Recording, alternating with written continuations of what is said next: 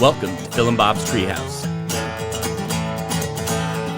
The Central Park trees covered in snow. Over the Hudson, the sunset glow. The smell of halal and jasmine rice. A creep on the corner, don't look so nice. Now he's pooping, why I don't know. Life's full of mysteries, now it's time for the show.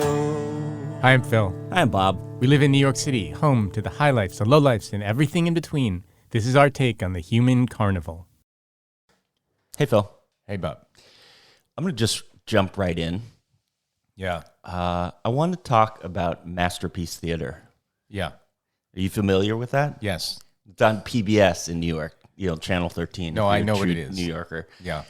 I was on a streaming service. Yes. Just really hit an all-time low in terms of just not knowing what to watch on TV. And so I saw this thing pop up, and it was a PBS Masterpiece Theater show. Okay. Suggested to me. Okay. The computer algorithm.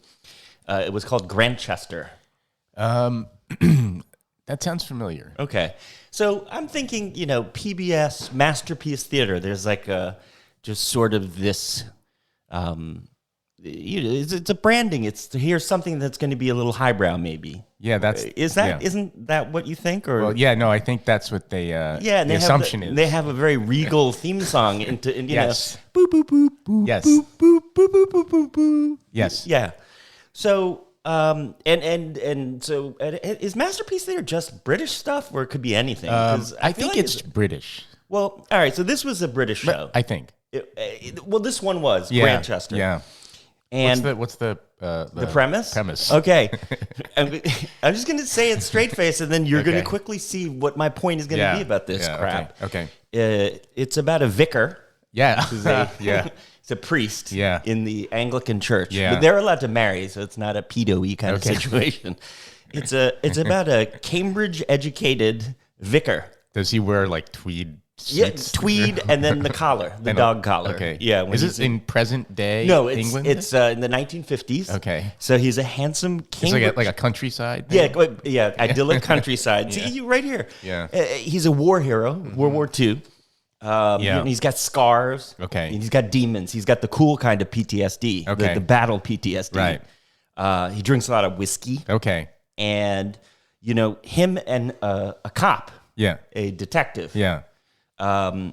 in the local small town, they solve murders together. That's various likely. crimes.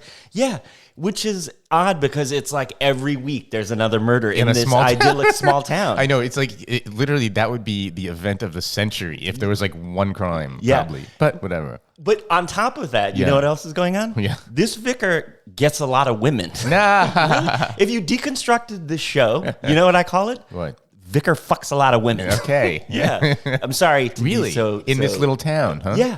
Like single, like middle-aged Oh, yeah. women? He gets a German widow. Yeah. A blues singer from America. In one episode? In various episodes, yeah. A blues singer from America, a married aristocrat. Oh, my God.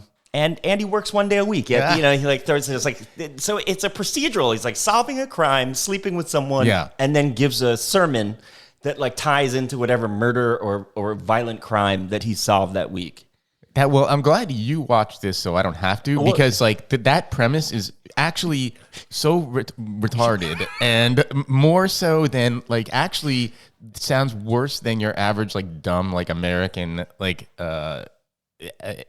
similar thing. That is exactly why I'm bringing this up, because people are like, I'm sure there are people like elderly women in Nashville, Tennessee who are like, whoa, I like this. This is British. This is classy entertainment. It's just nonsense. Oh, my God. It's complete, utter nonsense. Yeah. What kind of crimes is he solving? A lot of murders. Murders. There's murders. Oh, so like and, real... and some, the murders, rapes. Just well, what does he add to the sleuthing aspect that the cop can't do? You know what I'm saying? Yeah, I don't know. He went to Cambridge, so sometimes the crimes are in the at the university, because this is the town of. Okay. I think it might be a fictional town of Grantchester in Cambridgeshire. Yeah. So sometimes he helps because he navigates the politics with the local university folk. Right. And did they get along, these two? Yeah, they're best friends. Okay. They hug. Okay. Well, they get into a huge fight every episode, and then they hug and say they love each other. Yeah. So it's absolute trash. Yeah. I could not look away for three seasons, and then I just let it go. I'll have to check it out.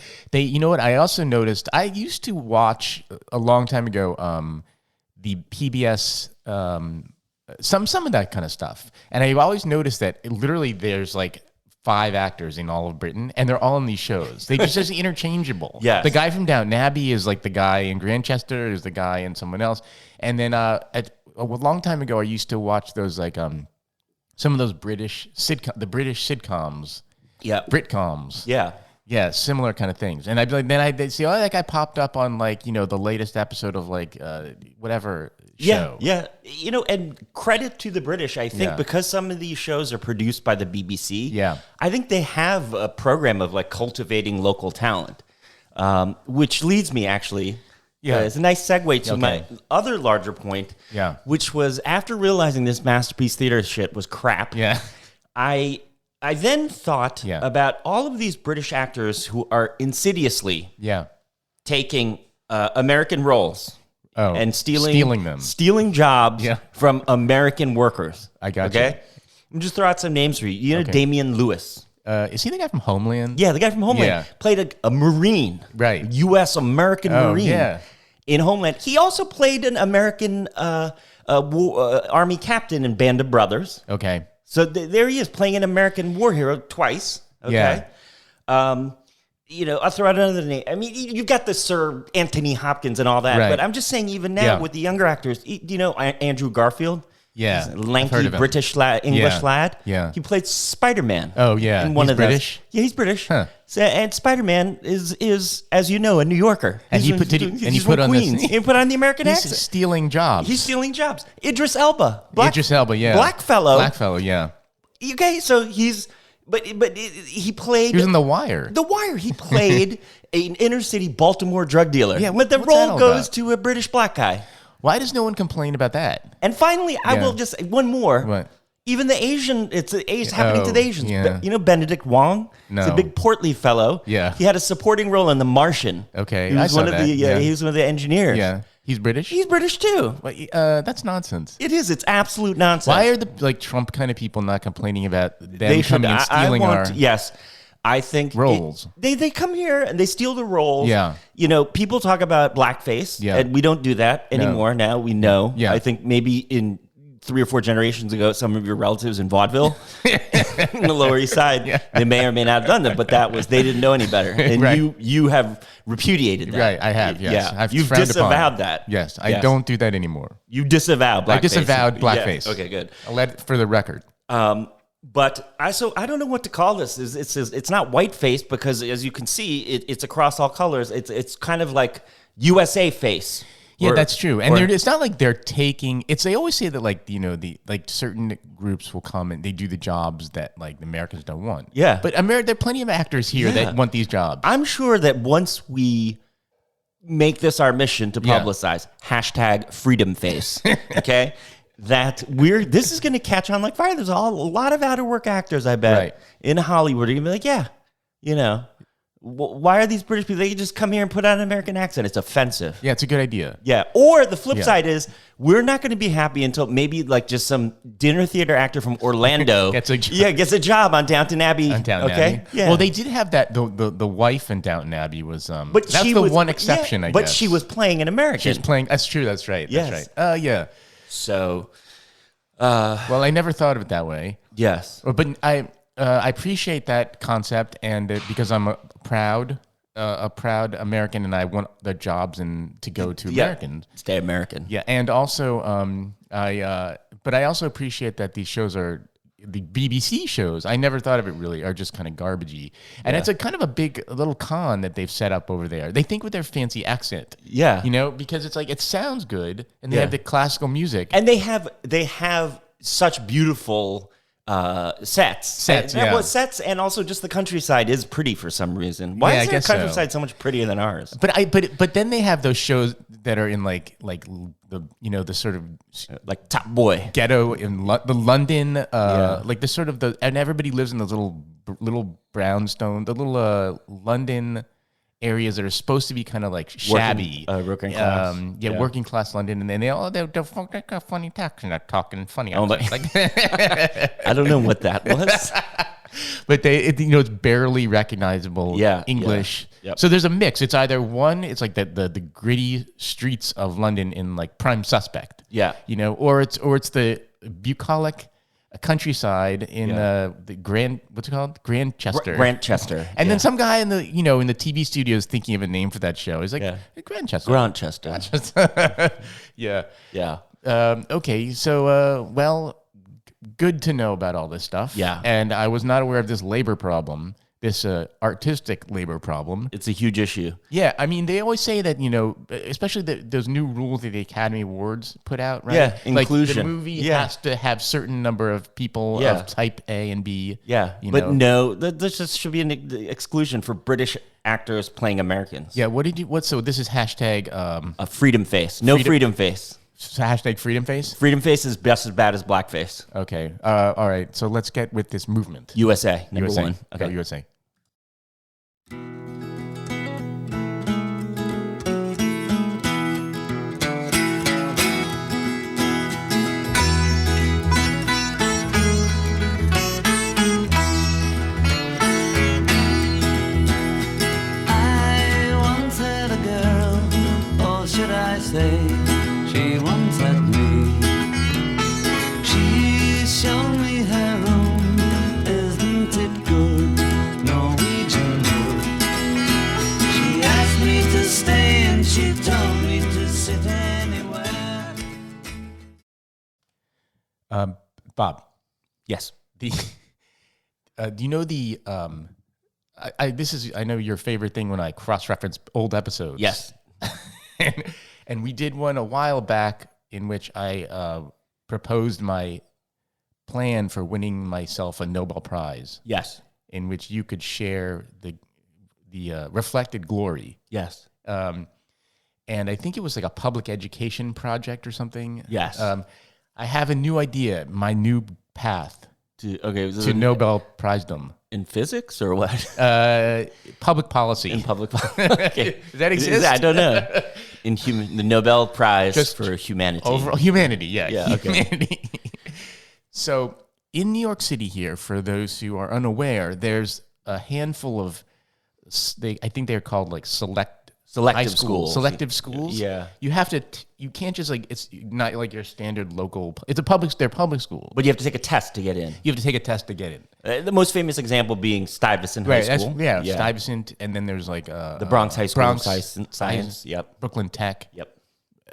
Is that it? Hunter, maybe. Yeah. Hunter? Yeah. Maybe that's it. Yeah. Anyway, there are these big old like revered institutions, and there's a big, traditionally been like a big giant goal for people to get in, because it's kids often go to good schools. It's just considered a high level education. It's been a wonderful beacon, a path to the good life for many an immigrant child. That's true. Okay. Yes.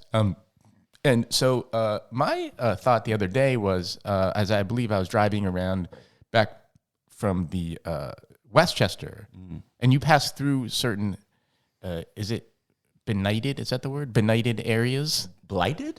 Benighted or blighted? Benighted. This is going to sound really stupid. No, I think like just sort of areas of the city that are in need of economic assistance. Yeah. Like South Bronx and stuff. Yep. For example. And I was thinking, none of these schools, I don't think, they're not in sort of like real bad areas. Yeah. Rundown neighborhoods. Yeah. So why couldn't you think of it as like a college campus? Like colleges are often thought to be good like generators of economic Like growth. what would Ann Arbor be without the University of Michigan? Yeah, nothing. Yeah. So why don't we stick one of these magnet testing schools in a bad area, a bad neighborhood? Yep.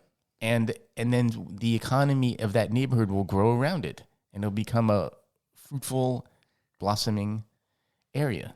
I mean, that's not a half bad idea. And if the old school is in a decent neighborhood, you could turn it into condos. And that's what will fund the move to the new area. Yeah, and it will gentrify, and then we'll push everybody out. Yeah. Like Stuyvesant is by the West Side Highway, downtown. Yeah, like we could turn that into, or you could zone it for like a 90-story tower. Yeah. Sell condos on that. And then force everyone in Stuyvesant to go to their school next to the hookers in Hunts Point. They'll have to like weave in and out of the hookers and the trucks that are lining up to drop off produce every day. But everyone will go because they're like, oh, with this Stuyvesant, I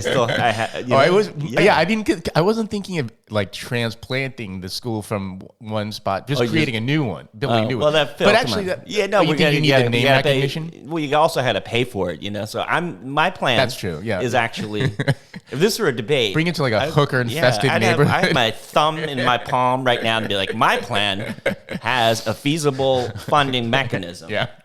Okay. So, okay, I mean, I don't think it's Nobel Prize worthy, but that's a thought. No, it's just an idea. I think I was just maybe I was just randomly thought because I saw something about some other stupid thing Eric Adams said, and this is no less stupid than anything he suggested. I know. Whenever time he inspires me to think about something that I know he's not thinking about, which is anything really. So it's just an idea. To bring a high-level testing school to hooker areas. This is just an aside. Like, literally, what do you think Eric Adams thinks about, like, just before he goes to bed? Yeah. What is he really thinking about? That's a good question. Do you think he just, like, watches a TV show and goes to bed?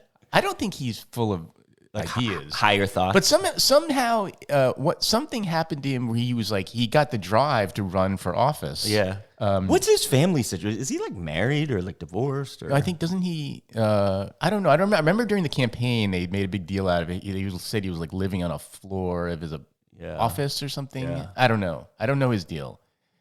I mean, I just voted for him because he's a cop. Yeah. And I thought for some reason, I thought, if he didn't have that job, he wouldn't win that. He would have not won the election. Yeah. Because everybody's like, he's going to be super good on crime. Yeah. And I'm not sure that's panned out. Plus, he was black, so you didn't sound racist if you said that. I know. It's like, it was just sort of the best of both worlds. Yeah. Well, that's my idea for, improving, just trying to do my part in helping out an area that needs a little assistance. Very noble of you. Thank you. So, listen, I'll let you know if I get a call from the committee. Thank you. I will share Oslo. the award. Yep. Yeah. I think it's a big cash prize, by the way. Yeah. It's like $1 million. We'll split it. That seems fair. That's fair. Seems only fair. That seems only fair. Okay.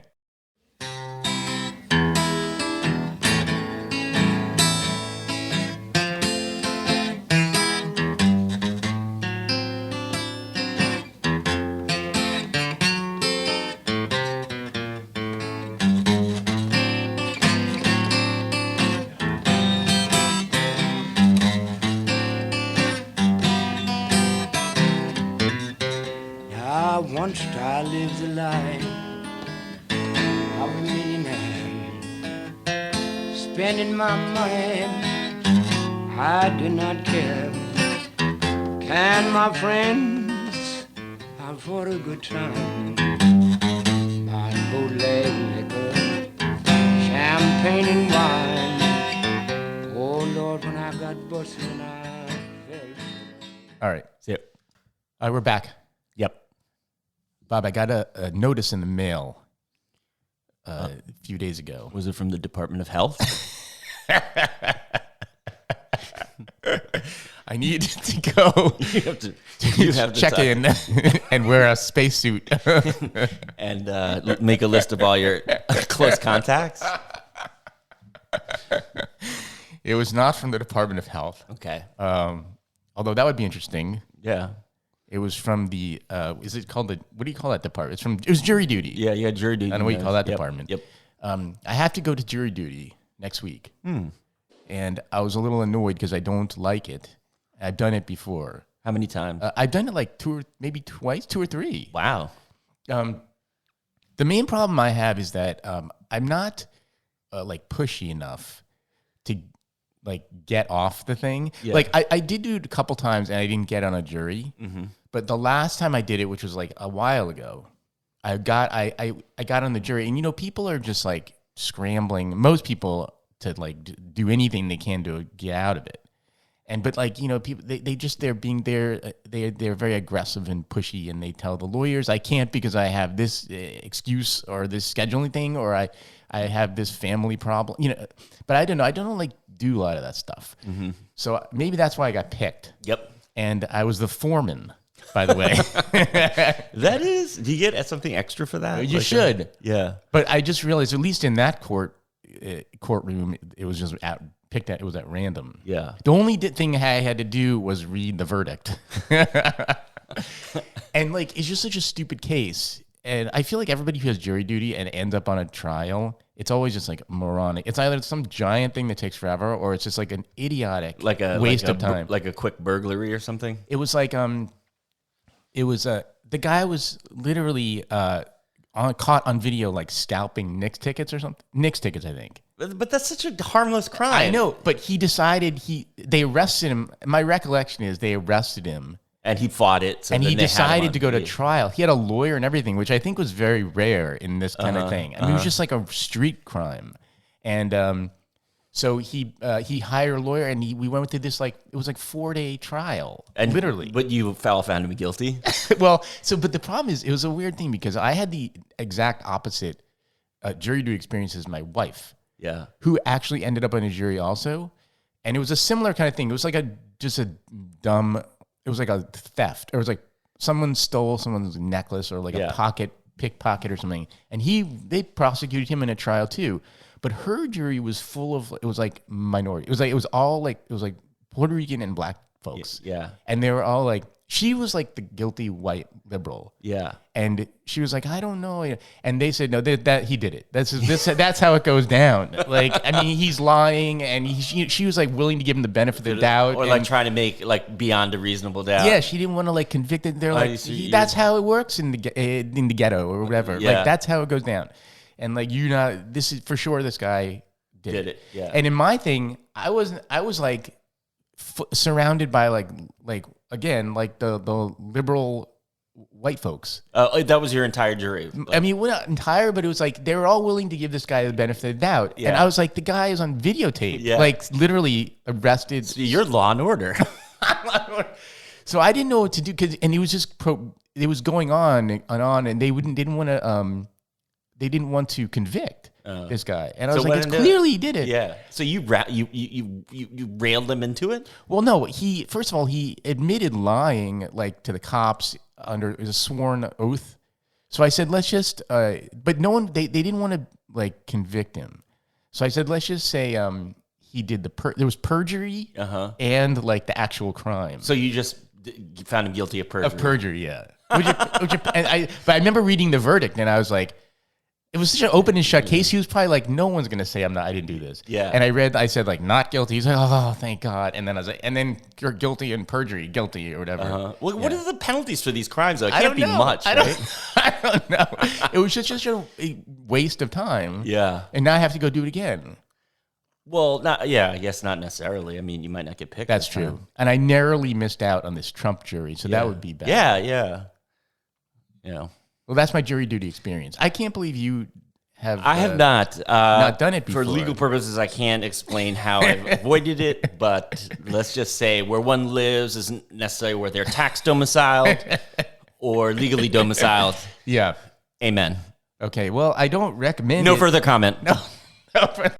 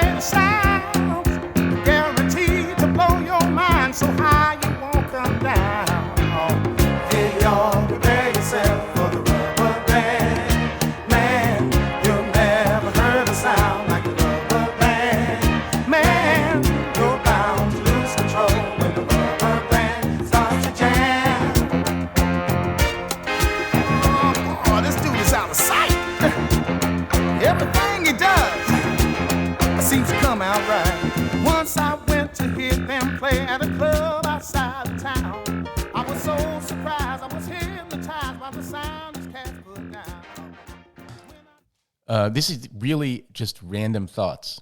Okay. As opposed to the rest of this podcast. This would be filed under like random thoughts while walking around New York. Okay. I guess. So, have you ever have you noticed the amount of scaffolding in the city? Yes.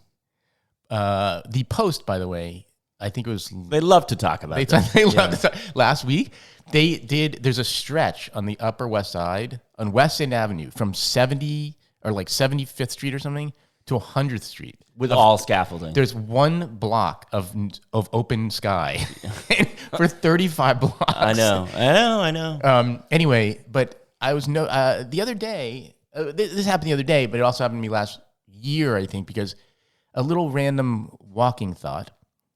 Have you ever watched these guys put up the scaffolding? No. It's unfucking believable. Why? They do it really quickly, or? Well, I mean, first of all, predominantly they're Mexicans. Yeah. As far as I can tell. Okay. Which is neither here nor there. Yes. But they're literally, I was walking past in the Carnegie Hall area last year, and they put up like 10, it was like a 10 or 15 story building, and they had put up scaffolding the whole height of the building. Yeah. With no belts, like they weren't even belted in. Yeah. And they were just climbing like randomly up, and they're standing on these rails. I believe it. I believe it. And with no footholds, nothing, just literally standing on like a 4-inch wide piece of metal. And if you slip, you do fall to your death. Yeah. Like, it's unbelievable. They're like the Sherpas in the fucking Mount Everest. Yeah. Like, it's almost like, I know it's like the thing, again, going back to the Beaten Masterpiece Theater thing. Yeah. It's like the jobs that like no one takes. But like, I wonder if it's like... These are jobs nobody wants. No, but didn't they say that in the building of those skyscrapers, they would hire like Native Americans? Yeah, and because stuff? they weren't scared of heights. I mean, I wonder, but if it's not possible that like an entire race of people is not afraid of heights. Yeah, I mean, don't know. There's no safety net. There's no harness. I mean, then they make a documentary about that guy who climbs the free solo guy. Oh, yeah. And then he becomes this big hero. Someone should do something about these people. Like, they literally are 15 stories above Manhattan pavement Without a net. Putting like one piece at a time, like one iron bar at a time. Yeah. I'm afraid of heights. I would never do. I'm definitely afraid of heights. Genetic genes are very closely related to Native Americans, so I don't know. Maybe that theory is wrong because I'm definitely afraid of heights. Well, then how are these guys? These guys look to be like Central American or Mexican. Yeah, I mean, it's economic incentive, for people who are migrants from war-torn countries. Maybe I don't know. Yeah. And then the other random thought I noticed, I had when I was walking a different section of the city, one of the overpasses. So, in the FDR Drive, they have a few overpasses. You can walk over the thing. Yeah. To get for people to walk over the FDR onto like the East River, right, from the street to go to the big long one is like to Randall's Island, but or you can walk to there's a track on East 6th Street on the East River. Okay, and so I went there with my son. Like, this is maybe last week because he runs on the track, and so as I was walking on the overpass, I had another random New York thought. Yeah, which is that this looks exactly like it probably did in 1970. Okay. You know what I'm saying? Like, this has been no progress. You could walk on this thing and it looks exactly the same. Like, it's by the housing projects on the Lower East Side. Yeah. Which clearly have not been updated. Yeah. And it was just this like gritty, urban, French Connection-y kind of like it's true. setting. And it makes me mad because the West Side looks completely different. The West Side gets everything. And the West Side gets everything. The East River gets nothing. The East River gets nothing. It's all... And the West Side gets like that Barry Diller's little island. Because the gays live in the West Village, so they did the fucking... I don't care. I'm going to say... You think that's what it is? Yeah. They appreciate aesthetics and stuff, and so they made the West Side really nice. They got Pier 40 and that whole Barry Diller Island. Yeah. And the East Side is Chinatown and like the Lower East Side projects. Yeah. That's why, and I'm saying this as a downtrodden person of color. Yeah. Okay, and LGBTQIA plus ally. Okay. Yeah. We don't have any of these constituencies on the East Side that can, get stuff done. That's true. That's why what you see when you go by the East River under the Manhattan Bridge is some dudes fishing for crabs with a plastic bucket. This shit is still happening now. That's true. But I feel like maybe there's just not enough. Is it possible that the river is not wide enough? I don't know what it knows. It's just Because they just decided we're going to ignore the goddamn East River. Well, there's all those bridges. Why is there no investment in like piers and parks and stuff? Because, but I'm saying maybe it's not wide enough. But look, just think about it. I was only half joking. The Westville, what's next to the West Side Highway and the West Side and the Hudson River downtown? It's the West Village, Tribeca and stuff. Yeah, Tribeca, like the Battery Park City. Yeah. Whereas on the East Side by the East River, it's like. Where that old Stop and Shop used to be, right? Yeah, the Chinatown thing. The Chinatown or Stop like and Shop. Alphabet City. Alphabet City. Yeah. That's what's there. And then it rolls up to like Stuyvetown. Yeah. So nobody is really advocating for that area. That's true. Well, again. That's what we should be doing. Advocating for the East Side. What about us? Hashtag what about us?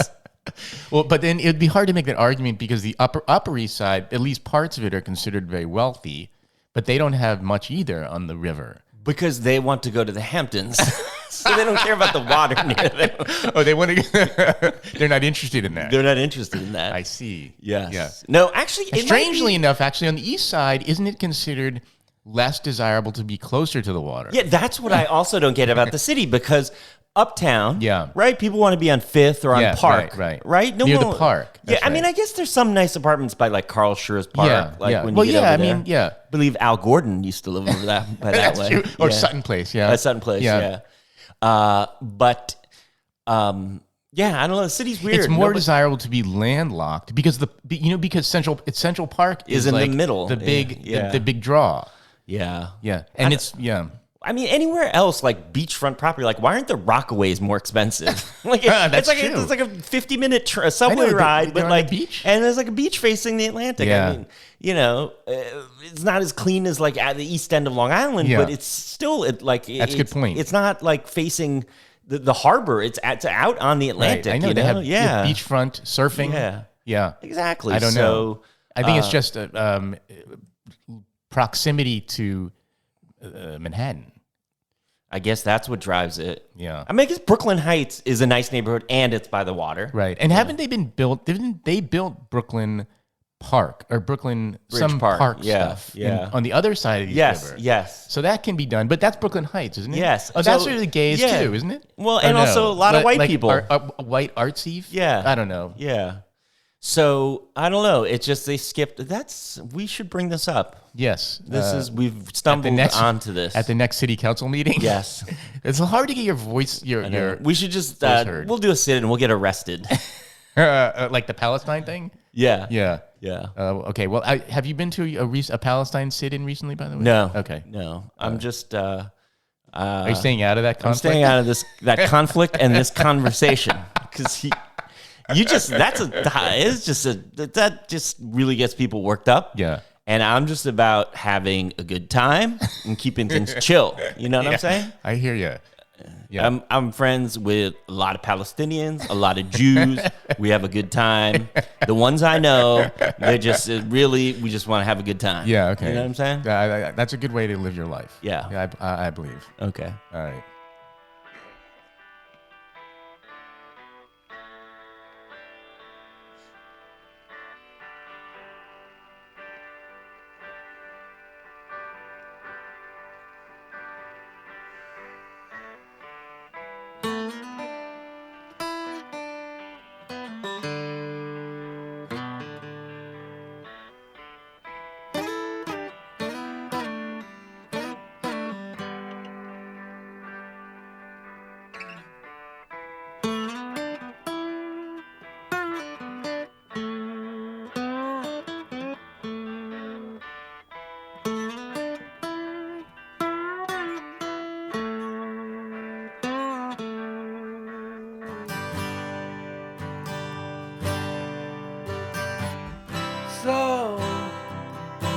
you think you can tell heaven from hell, blue skies from pain? Can you tell a green field from a cold steel rail, a smile from a veil? Do you think you can tell?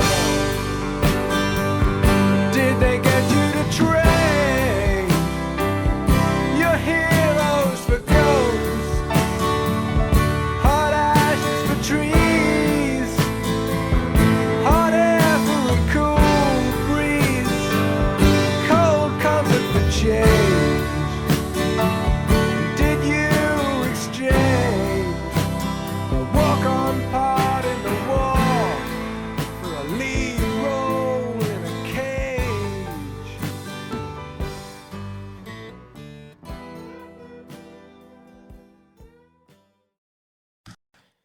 You know, I like to talk about Atlantic City. Yep. I have several times.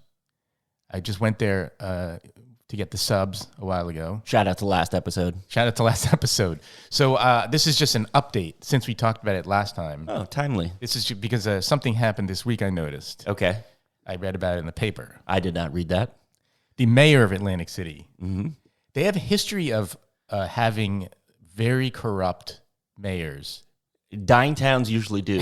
I mean, I can't think of a better, just a sort of petri dish. Is that the term for just corruption? An environment for breeding absolute corruption. You put throw casinos in there and mixed with poverty. And a dying town where really besides the casinos, the only other business or driver of any money creation is government, which then causes people to be corrupt. Yeah.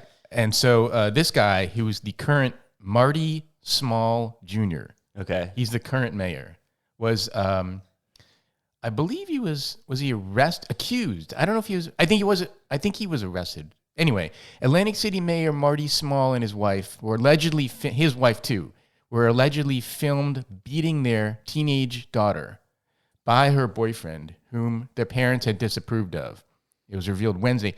Small and his wife LaQuetta. Yes. LA''Quetta. Yeah. She's the head of Atlantic City schools. Were filmed over a video chat while allegedly berating and choking their child, according to court documents obtained by the Post. They were charged with endangering the welfare of a child, and they were accused of verbal and physical abuse beginning December 2023, including allegations they beat the 16-year-old unconscious with a broom, hit her with a belt, and punched her in the mouth, according to an affidavit. Wow. This is the mayor of Atlantic City. Yeah. Yeah, and his wife. Well, and the boyfriend filmed it. They didn't like him, so they beat her, I guess. Wow. Yeah. What do you think about that? Well, imagine the type of asshole you have to be to have your girlfriend's parents beat the shit out of her that bad. No. Yeah. I kid. You know what? Domestic violence knows no boundaries in terms of people's education or jobs or class or whatever. Yeah. Just even the mayor can do it. Yeah, that's just my update. Really, just given Thoughts and prayers though, to the victim. Given that the history of that office it's almost like why even bother having a mayor, because every mayor there is either indicted or I know, and this one wasn't even on corruption. It was no, something it's just in his he house. beat his kid. Yeah. Brings out the AC brings out the worst. In it people. really does. That's the lesson for the day. Yeah.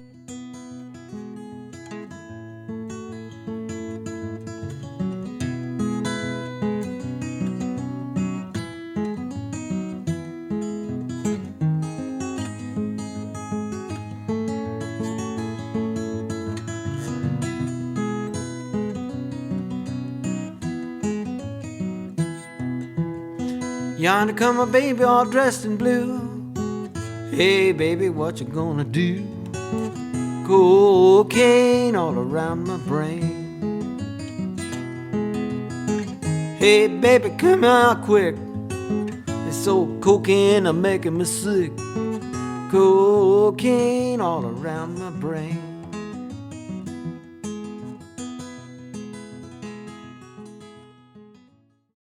Do You ever play pickleball? Hate it. Like, why is everybody playing that? It makes me mad. It's such a like suburban, just made up 21st century sport. Yes. Well, I feel like, but they have it in the city too. I see these people setting up in the playgrounds and stuff. When I see people playing pickleball, I want to punch them.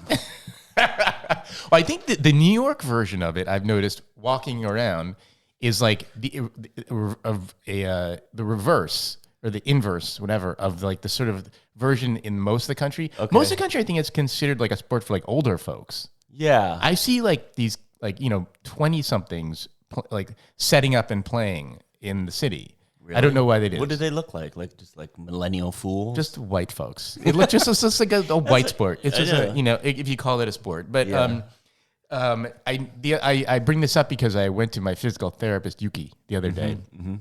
My Korean physical therapist. Shout out Yuki. And I mentioned that my parents' friend, who is like their age, she's like in her 80s. I don't know what she's doing playing pickleball, but she said apparently she tore her Achilles tendon. That's a rough injury. Playing pickleball. Well, that's what you get for being 80 and doing that. The physical therapist said that contrary to what the popular belief, it's actually bad for old people to play because there's a lot of like quick, short motion. Yep. And she sees they're constantly tearing stuff. In pickleball or tennis? In pickleball. Okay. Yeah, because it's like a small court. And then, but Yuki made the point, which was kind of funny, which is that it's like this, it's almost like this, they went from doing nothing. It's like this miracle activity for old people came into the world. It was like that's why it's not really a sport. It requires no running. Yeah, it's like what would happen if we took tennis and like miniaturized it so you just didn't have to move? No, really. it's. I mean, your average old person was probably like, "This is a great day. A sport which requires very little, is a very small court. Yep. And I can finally get off my ass. And I was playing like mahjong. Yeah. And now I'm active, sort of. Yeah. But then it goes from nothing to like you're on a little court. Making tiny movements, but still tearing your Achilles. Achilles, yeah. So that's. I feel like I don't think it's going to be the end of pickleball. No. But I see it on TV now too. I know on ESPN. Yeah. I don't know. I guess I'm out of touch with society, but yeah. If I see you playing pickleball.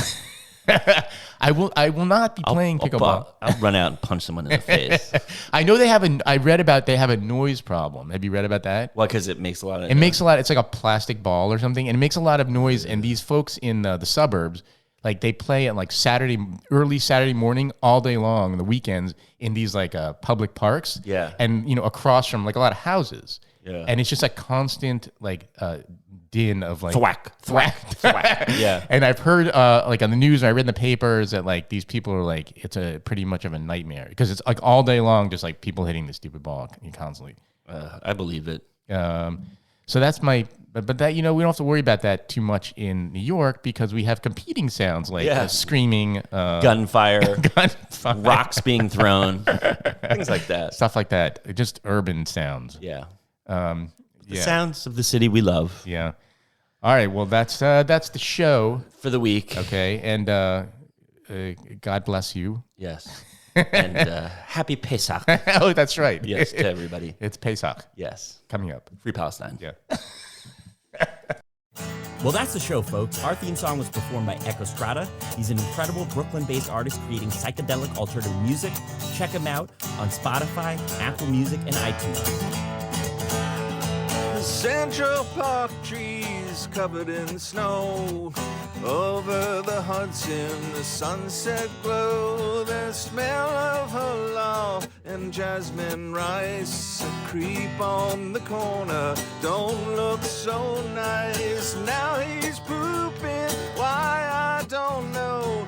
Life's full of mysteries, now it's time for the show.